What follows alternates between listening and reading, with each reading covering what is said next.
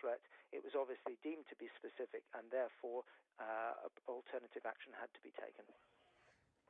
Philip, stay there if you would, because I'm just going to read another line from Stansted Airport, who have just released a line or two saying the diverted plane is at an isolated stand away from passenger areas, and that the airport itself is operating as normal. So all of that, I suspect, absolutely routine in terms of this is the specified airport for this sort of thing, and so all of those details exactly as you would expect, that it's been taken to an isolated stand away from other areas, and the normal work of the airport continues. Well, and also to tell you, the word we're getting from our defence correspondent Jonathan Beale is that all of this is, as he was quoted, responding to a threat or threats, responding to a threat or threats. That is as specific as he has been able to ascertain. In fact, worth also saying that the MOD, the Ministry of Defence, saying now that responsibility for this incident has now passed to Essex Police and the Home Office. In fact, the MOD not saying at this point how serious the threat was, but that ties in. Responding to a threat is the phrase that we're being given, but the MOD not saying how serious. The responsibility for this incident now passing to Essex Police, because Stansted Airport is in Essex, of course, and to the Home Office. Let's go to Islamabad, because, of course, Pakistan is where this flight actually came from. The BBC's Richard Galpin is there, and Richard, information coming from many, many strands on this story. We'll speak to our defence correspondent who's just rejoined us in a moment or two, but tell us what you're hearing where you are. We haven't been able to get any actual official statements from any of the authorities here, so essentially what we know are the kind of bare bones about this flight taking off from Lahore Airport, and it was pretty full. You know, it had over 300 passengers on board, plus, of course, all the crew.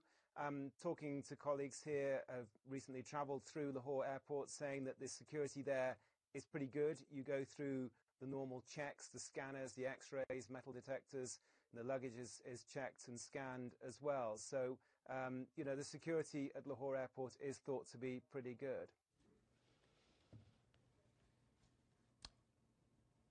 Richard, for now, thanks very much. Stay there, because our defence correspondent Jonathan Beale has just rejoined us. Jonathan, Jane was just quoting some of the information that you had passed to us. Just bring us right up to date. Well, it's not clear whether it was a specific threat or threats by individuals on board. In other words, just shouting.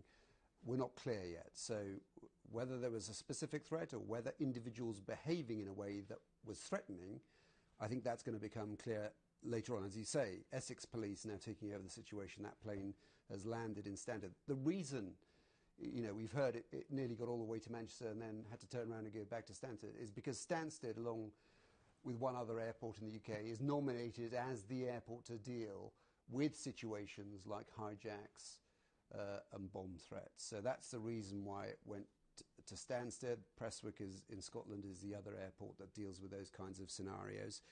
We know that there were always two typhoons that are part of this quick reaction alert.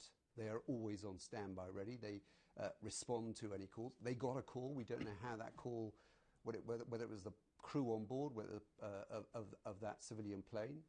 But we now know that plane has landed, and that situation is being dealt with by Essex Police, and we'll wait and hear if there are any arrests. Yes, some suggestion as well that the plane switched its transponder to the emergency code at 1:10 British time, this lunchtime. It was due to land, I think, at 2 o'clock in Manchester. As we know, it's on the ground in Stansted. Worth saying, I suppose, Jonathan, the reason there is this air of concern, anxiety, is because of all the events we've been talking about in the last few days. Yeah, I mean, I think, you know, everybody is on a heightened sense of alert, but I think this was a specific alert that was the reason why these Typhoons were scrambled from RAF Coningsby and went to intercept this flight.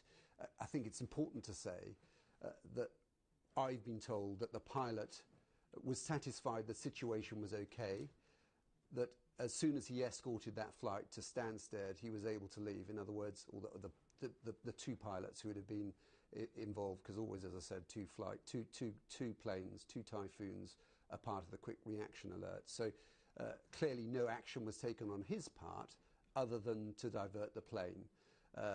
So I think we have to wait and see what Essex Police now, whether they carry out any arrests, whether this was verbal threats, certain behaviour on the plane, or whether there was actually a threat of something like a bomb. And would it be right to say that when an emergency code like this is actually put into force on board a passenger plane, would the passengers on board be unaware of that or aware of that? They wouldn't be aware of the code used. I think they'd be aware if there was a situation on board where there was a passenger making threats. And as I said, we're not clear yet whether there was a specific threat on board that plane, whether there was an individual or individuals who were carrying out threats or making threats on that plane. But whatever it was enough for the crew to then use that code to alert the Typhoons and get them scrambled from RAF Coningsby. Jonathan, many thanks for now. Our defence correspondent, Jonathan Beale. I know you'll bring us any more as soon as you get that from the MOD. We will keep you up to date with that.